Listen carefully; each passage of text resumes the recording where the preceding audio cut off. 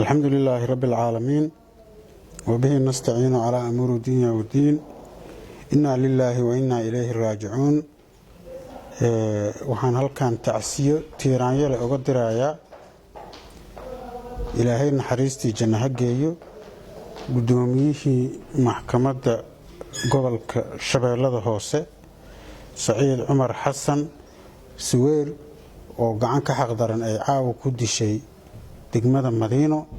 waxaan tacsi u dirayaa dadkii reer Koonfur Galbeed oo dhan gaar ahaan dadka reer Shabeellada Hoose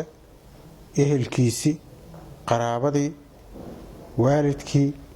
caruurtiisi inta oo dhan waxaan leeyahay Ilaahay naxariistii janno ha geeyo adinkana samir iyo iimaan Allah in ka siiyo annagana Ilaahay bacdiis nama fidneeyo asagana naxariistii janno Allah ha geeyo runtii gudoomiyihii maxkamadda gobolka Shabeellada Hoose ahaa nin aqoonta garsoorka iyo shaqada gobolka Shabeellada Hoose cadaaladiisii maxkamadda aad ugu fiican oo loo baahan yahay ummadda Shabeellada Hoosena wax badan ka qabtay buu ahaa annagana aan rajo badan ka lahayn in uu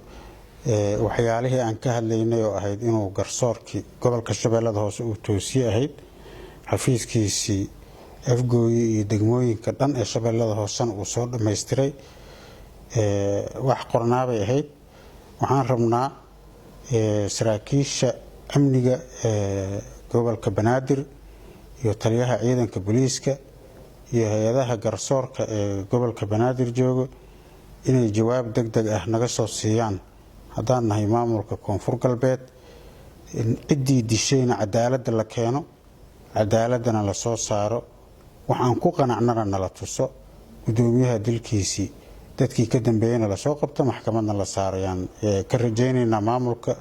iyo taliska ciidanka booliiska iyo hay'adaha garsoorka oo dhan waxaan si gooni ah uga tacsiyeenayaa bahdi garsoorka oo uu la shaqeynayay oo uu ka baxay oo ugu horeeyay aabihiis Abukaata Suweer iyo tiimkii kale oo garsoorka isla shaqeynayeen inna lillahi wa inna ilayhi raaji'uun ilaahay naxariistii janno ha geeyo annagana samir Allah naga siiyo